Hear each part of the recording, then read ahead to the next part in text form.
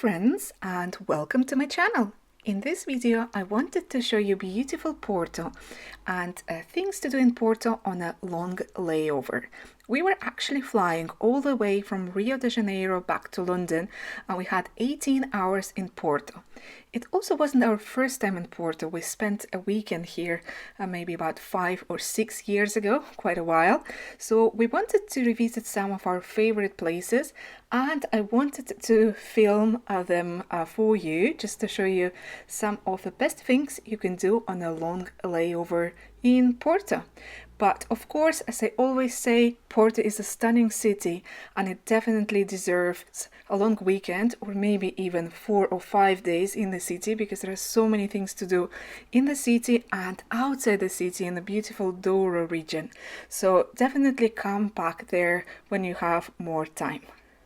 We were a little bit tired and sleepy after the long overnight flight, so first thing we did was taking a tram to the city center and trying to find a coffee spot.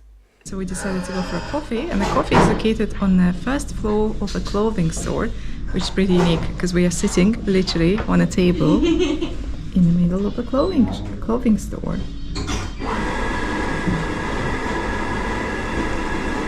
We are a bit starving because I think in my case, the last time I ate was in Rio airport. It was a small cozinha. And in Pepe's case, I ate on a plane, but I didn't have neither dinner nor breakfast. So naturally, I was really keen on getting lunch as well. And this time we actually came prepared and made a reservation in advance. So we decided to revisit one of our favorite places in the whole Porto for lunch, the restaurant called Tapabento. Since the last time we visited, it actually moved locations, and it moved even closer to the famous railway station of Porto. But what stayed the same is the high quality of food. Actually, everything was great as always. Prices were not as high. Service was amazing. Wine was good. Everything was great, to be fair. So Tapabento is definitely one of my top recommendations for a trip to Porto, but it does get busy, so I recommend booking it in advance. And of course, after visiting the restaurant, definitely go and check out the train station. The main railway station of Porto is definitely one of the most beautiful train stations in the whole Europe. It has over 20,000 beautiful blue tiles, azulejos. I hope I pronounced it correctly. And we were so lucky to see it in this beautiful golden light as well. The area outside the railway station is also stunning. It's the old town, but I recommend going to even better place, especially if it's sunny outside or it's the golden hour. You will be able to see the most beautiful views of Porto from this location. And to reach this location, you just need to walk for about 5 minutes. It's really not far at all. To get there, just walk towards the Porto Cathedral. So Porto Cathedral is located on a hill. In general, Porto is a very hilly city, but this hill probably has the best views of all hills and has the best viewpoints as well. You can see almost the entire old town from here, or at least some of the most beautiful locations in the old town. And of course, besides the views, you can also see the marvelous Porto Cathedral. It's a medieval cathedral with a really long history. It's currently not free to enter, to visit. The tickets cost around €3, although at the time when you're watching this video, the price might have changed, so it's always best to double check the price in advance. Although if you don't have that much time in Porto, you might as well skip the cathedral, because you need at least 1 hour to visit all the cloisters and see everything the cathedral has to offer. As I mentioned before, Porto has plenty of things to do, and it might be much smaller compared to Lisbon, but it's often referred to as the northern capital of Portugal. It's a rich city. It always has been quite a rich city with lots of things to do, lots of things to see.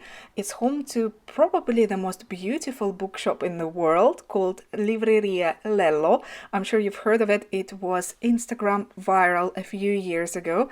And it probably still has queues to enter the shop because it is connected to Harry Potter. So make sure to research it in case you're curious. From the cathedral, we went to the most beautiful bridge of Porto. Porto is often referred to as the city of 6 bridges. There are 6 absolutely gorgeous bridges, and in my opinion, this one has the best views of the city. And the bridge is called Louis the First Bridge.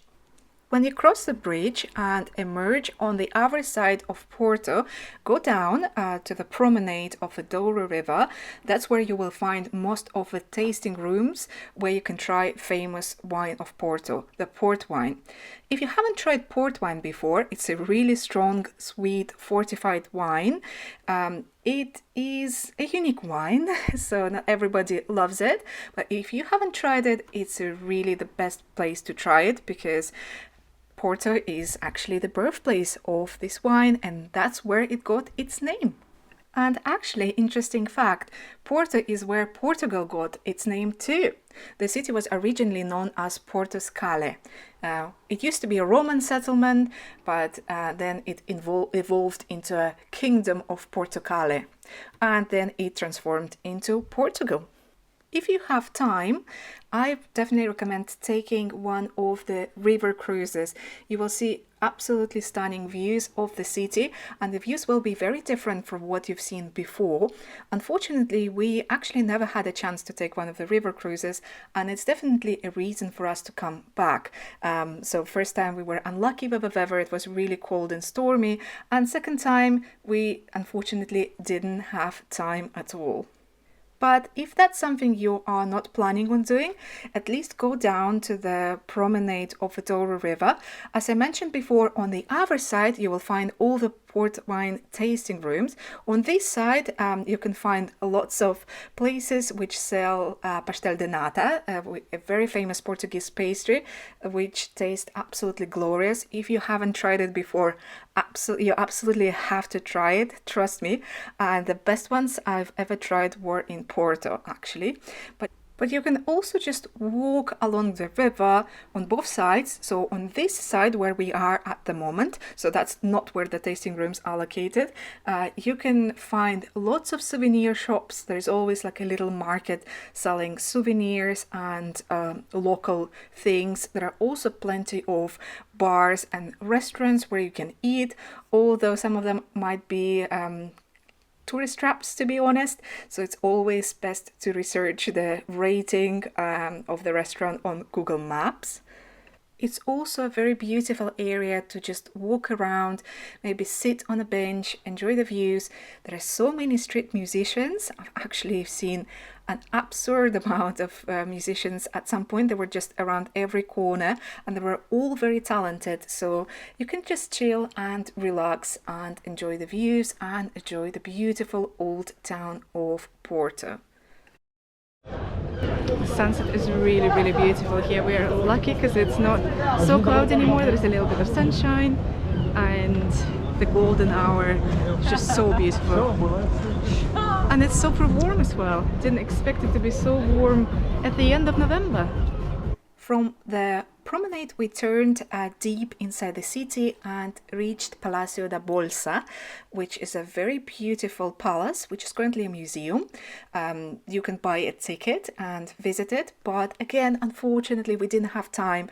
But it's one of the most beautiful museums of the city that is definitely worth visiting. We were getting a little bit tired, so we decided to go inside a wine bar called Wine Affairs. It was absolutely empty because it just opened. So we sat for a little while, had a glass of wine, and then went back into the city center to see it after dark. It was actually Saturday evening, so the city center was quite busy, and I was getting increasingly busier and busier. We didn't have a restaurant booked for dinner, and to be fair, we weren't really hungry at all, so we just wanted to walk around and enjoy the festive atmosphere of the city. At some point we did get a little hungry and we had a bit of room for a dessert, so we researched a place that is famous but we haven't been there before. It's called Majestic Cafe, and it reminded me of these traditional cafes in Vienna or Budapest. At least it's built kind of in the same style, in the probably like 1920s style, and it does get busy all the time. However, we were lucky and they had a bit of room. They serve desserts, but they also have normal dishes on the menu. They had good coffee too, and the place was gorgeous from the outside too. And then it was time for us to go back to the hotel for a really short sleep before going back to London. This vlog was really short, but I hope you guys enjoyed it, and see you guys in the next video.